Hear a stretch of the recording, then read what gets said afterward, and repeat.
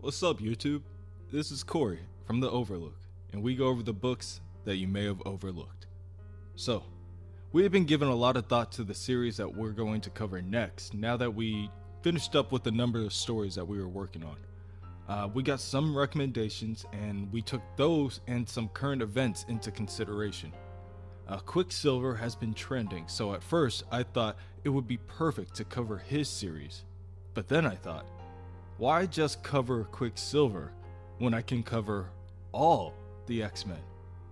A lot of people know that Hank McCoy, the Beast, brought the original 5 teenage X-Men to the future. But what some people don't know is how they got back home.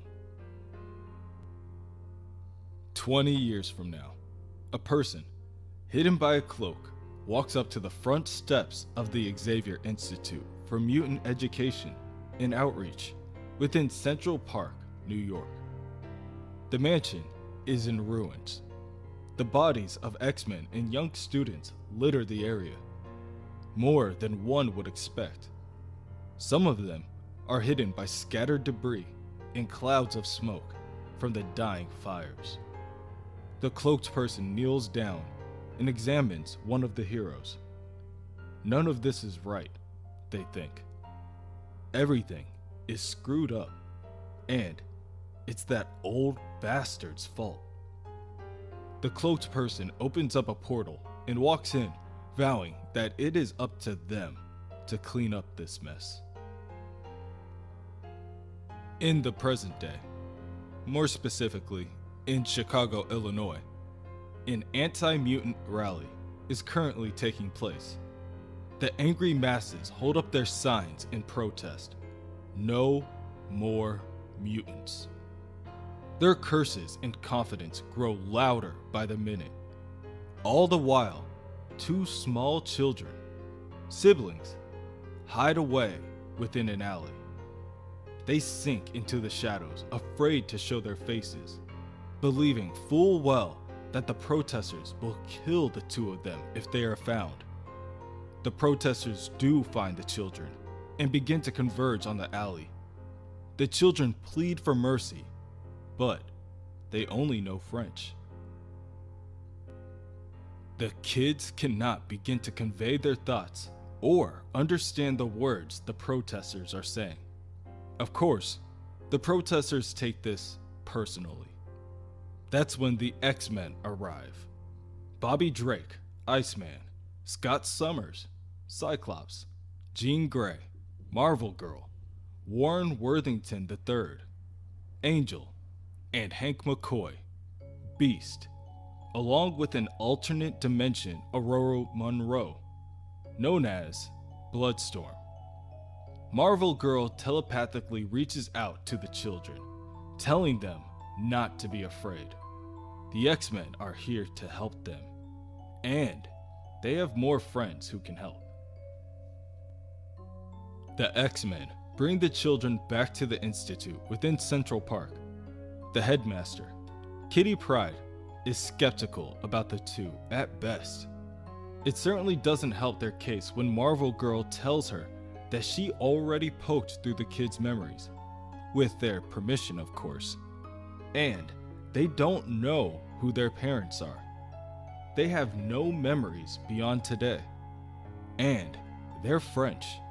Like France French. The kids aren't even sure how they ended up in Chicago. Their memories started only a few moments before the team found them. Marvel Girl concludes that someone may have wiped the children's mind, and whoever did it, if someone did, they did a great job.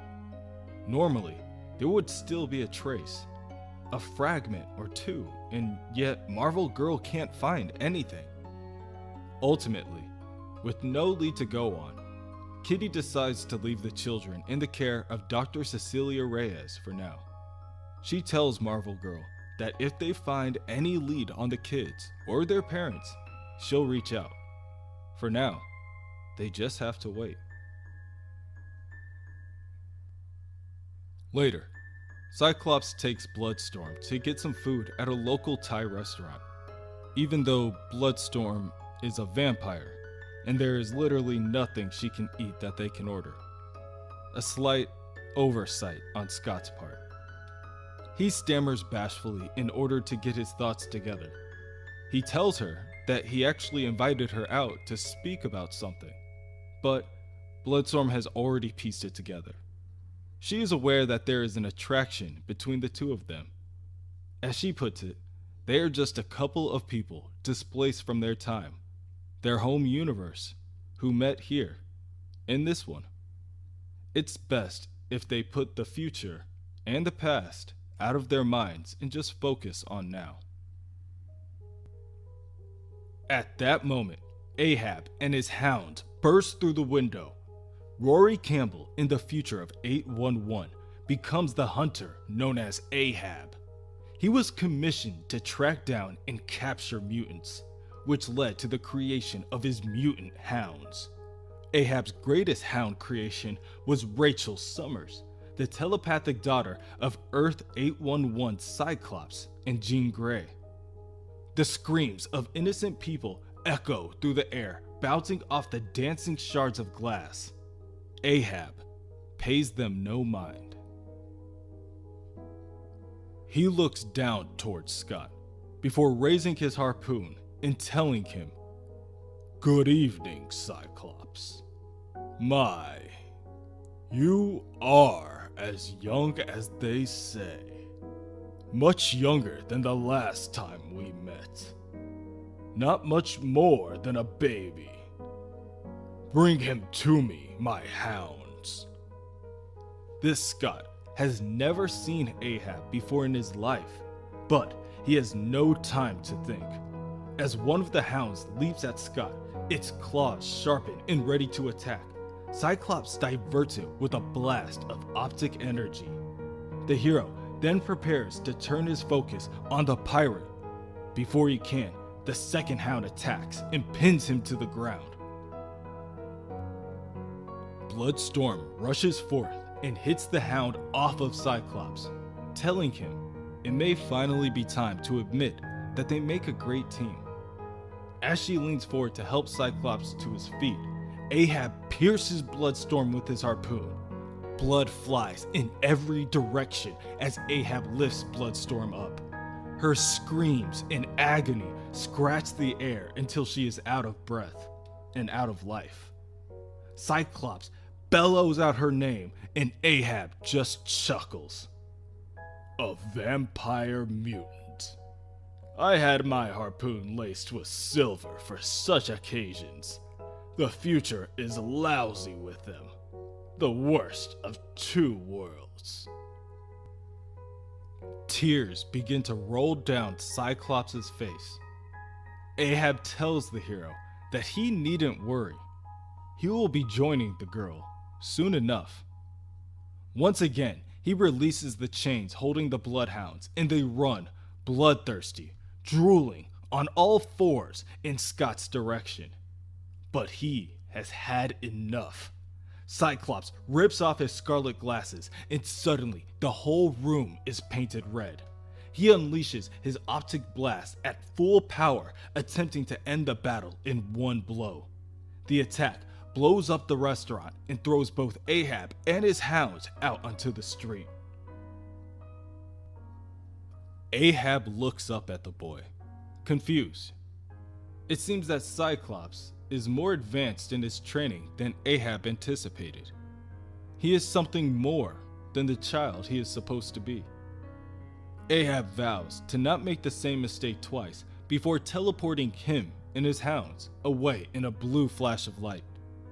Cyclops tries to stop the villain from running by shooting another one of his optic blasts, but he barely misses. He yells in the sky for the coward to come back and fight him. But no one answers him. Cyclops stands alone, surrounded only by roaring flames, ash, and a few brave pedestrians flashing photos with their phones. The hero returns to the restaurant to mourn and retrieve his fallen teammate's body, and then makes a mental call out to Marvel Girl. He tells her what happened and she quickly reaches out to the rest of the team. It's a code blue. At the moment, Bobby is watching a play on Broadway. He begrudgingly stands from his seat and squeezes his way out the aisle to make his exit. He then makes his eye slide and begins to make his way to the Institute. All the while, Iceman is being watched. The cloaked man from a nearby rooftop lifts his rifle and aims it down the street. Bobby hardly makes it a block away from the theater before being shot in transit. A barrage of bullets fly through the air and Iceman barely has time to react. He raises his hands to create an ice shield and huddles behind it. The blast of energy chipping away at the shield as they hit. One blast hits the center of the shield and throws Iceman off his slide and into a nearby clothing store. Iceman rolls into a rack of clothes and desperately attempts to rip the clothes away to regain his composure. However, when Iceman looks up, he finds Nathan Summers, also known as Cable, holding out a hand to help. At that moment, more blasts of energy rain from the sky and begin destroying the store. Cable tries to convince Iceman to try to escape, but Bobby refuses to leave him. Iceman creates a number of duplicate ice golems to try to distract their attacker, but he is hit with a taser chip that incapacitates him. Bobby reels back in pain and begins to writhe on the floor as the cloaked man approaches.